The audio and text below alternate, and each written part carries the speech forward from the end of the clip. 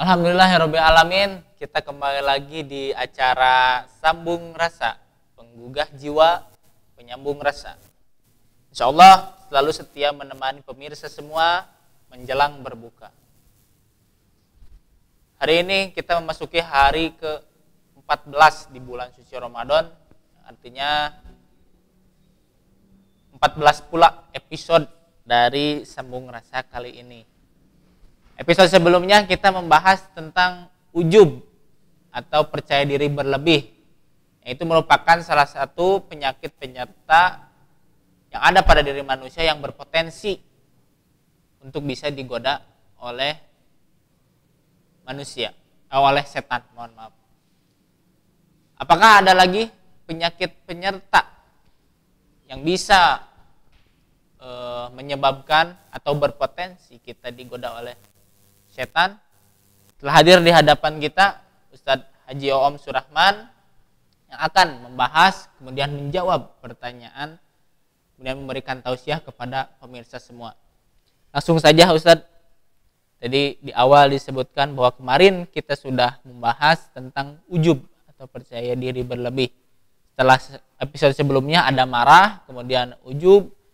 Apakah ada lagi Ustadz potensi-potensi yang harus kita kendalikan supaya kita terhindar dari godaan setan? Ada, salah satunya sebuah sifat yang ada di dalam diri kita, seperti ujub kemarin, bahwa dia diperlukan kadang-kadang ada dalam diri kita sebagai bagian dari tabiat hidup, tapi juga harus dikendalikan karena bisa menjadi pintu godaan setan. Apa yang dimaksud yang sekarang saya sampaikan adalah tentang bakhil. Kikir. Kikir itu sesuatu yang jadi sifat manusia. Dalam pengertian ada goriza, ada dorongan memelihara harta. Ketika orang diganggu hartanya kan dia akan membelanya, akan mempertahankannya. Jadi bakhil bagian dari itu. Tapi para ulama menyatakan bahwa kekhususan yang dimaksud bakhil adalah malakatu imsakil mali haitsu badlahu bihukmin syar'i. Bakhil itu menahan diri, menahan harta dalam hal yang semestinya dikeluarkan. Karena hukum Allah, karena syariat Allah. Menahan sesuatu yang mestinya dikeluarkan. Itu namanya bakhil. Ketika menahan sesuatu yang mesti ditahan, itu kan nggak apa-apa. Kadang-kadang kikir itu baik kalau dalam yang tepat. Kenapa? Karena menghambur-hambur harta juga kan tidak baik. Kalau kalian mendirikan organisasi jamiah, mestinya bendahara orang kikir. Kenapa? Kalau bendahara jadi dermawan, habis kasih itu kan. Jadi kikir itu ada baiknya juga. Dalam pengertian di dalam hal yang tepat. Maka di dalam agama yang disebut kikir adalah ketika yang meminta itu Allah. Yang meminta itu sesuai dengan anjuran dan permintaan Allah. Kemudian tidak diberikan. Itulah yang namanya kikir. Adapun ketika kita tidak memberikan yang tidak berkaitan dengan syariat, itu kan hak asasi kita. Ketika ada tukang dagang, beli atau tidak, itu kan hak kita. Ketika ada orang minta beri atau tidak, ketika kita pertimbangkan, itu hak kita untuk mempertimbangkan. Tapi ketika syariat sudah menentukan bahwa itu pantas ditolong, kemudian kita tidak tolong. Itulah namanya bakhil. Kenapa? Karena Allah menjanjikan pahala, Allah menjanjikan kebaikan, kita tidak ikuti.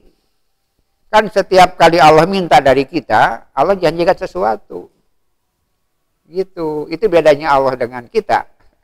Kalau orang meminta, ya dia minta saja. Kalau Allah nyuruh, hari Allah tukang nyuruh, tukang merek. Allah tukang minta, tukang merek. Tukang merek, nalika merek, minta ke merek. Gitu. Ayo orang masa balik, nah. Ketika mereka minta. Kalau kita ketika memberi aja minta. Ketika seorang pemuda mengirim sesuatu kepada seorang perempuan, dia minta, dia memberi. Seorang laki-laki memberi sesuatu kepada perempuan yang dia senangi, memberi meminta. Beri. Di wajah memberi. Sebetulnya dia Minta. Itulah bedanya dengan Allah Subhanahu wa taala. Allah minta sambil memberi. Ketika tidak diikuti, itulah namanya bakhil. Kenapa? Semestinya kita keluarkan, semestinya kita ikuti, semestinya kita penuhi permintaan Allah untuk kebaikan kita. Dan itu pun Allah akan menggantinya. Berarti kalau bakhil, artinya kita tidak sedang percaya kepada ketetapan Allah Subhanahu wa ta'ala. Sebabnya di dalam salah satu ayat, fa'amman a'ta wattaqo wa shadaqa bil husna fasanu yasiruhu lil yusra fa'amman bakhila wastagna wa kadzaba bil husna fasanu yasiruhu lil usra. Barang siapa yang dermawan dan bertakwa, kemudian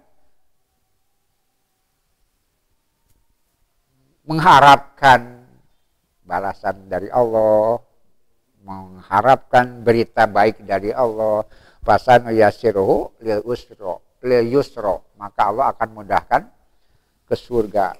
Fa amma man bakhila wastagna, dan barang siapa yang bakhil dan merasa cukup, wa kadzdzaba bil husna, dan mendustakan al husna. Yang dimaksud al husna apa?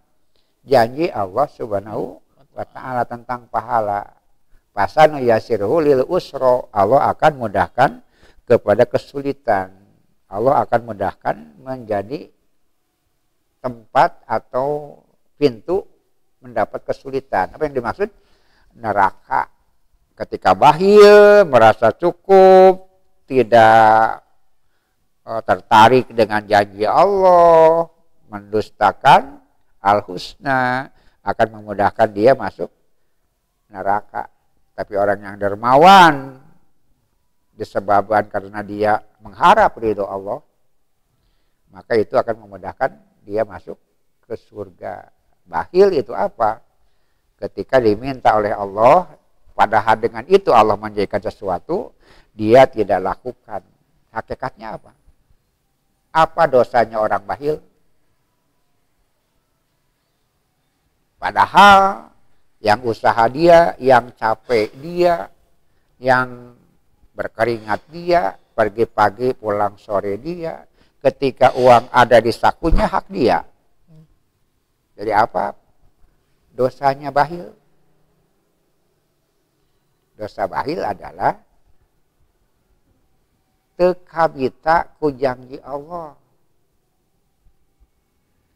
Dia tidak merasa butuh dengan janji Allah. Kalau kalian lakukan ini, kalian akan dapatkan ini. Kemudian dia tidak lakukan, apa maksud? Artinya dia tidak percaya. Dia tidak tertarik dengan janji Allah Subhanahu wa ta'ala. Jadi orang bakhil itu apa? Tidak tertarik dengan janji Allah. Apa bakhil itu? Ketika menahan harta, ketika Allah minta sesuatu yang sesuai dengan permintaan Allah, kemudian diharapkan seseorang mengeluarkan sebagian hartanya, dia menahannya, itulah bakhil. Tapi ketika dia tidak keluarkan untuk hal yang tidak perlu, itu hak dia, itu tidak bakhil.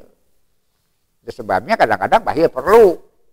Ketika orang menahan diri dari mengeluarkan harta yang mubadzir, tidak bermanfaat, atau cuma sekedar hura-hura.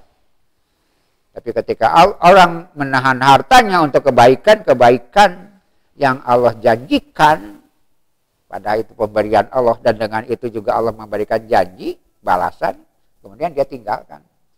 Itulah yang tercela. Nah, dan itulah yang akan mendekatkan orang ke neraka. Fa'amam membakhila wastagna wa kadzdzaba bil husna. Apa kata bil husna itu? Tidak tertarik dengan janji Allah. Kata bahasa surat, tekabita ku pahala. Nah, itulah dosanya orang yang bakhil. Dan itulah potensi diri yang seringkali digunakan setan untuk menjadi pintu masuk menggoda manusia. Baik Ustaz, pertanyaan selanjutnya,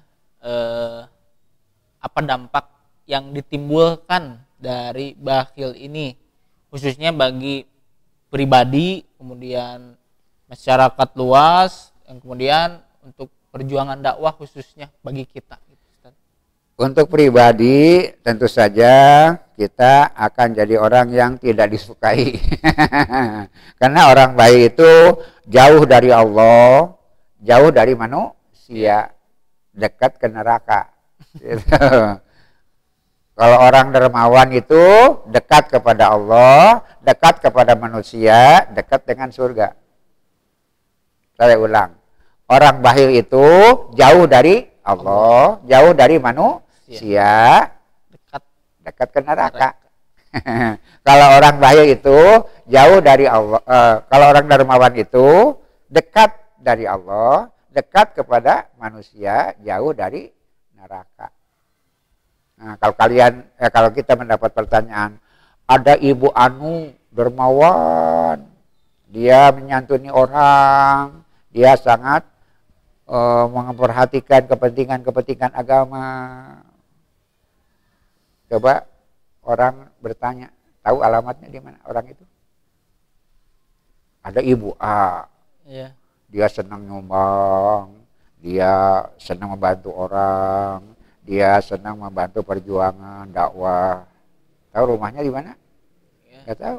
Dekat surga. Rumahnya dekat surga. Ada orang bakhil, kemudian dia kikir, dia tidak punya perhatian terhadap perjuangan agama. Di mana rumahnya? Dekat neraka. Dekat. Nah, seperti itu akibatnya.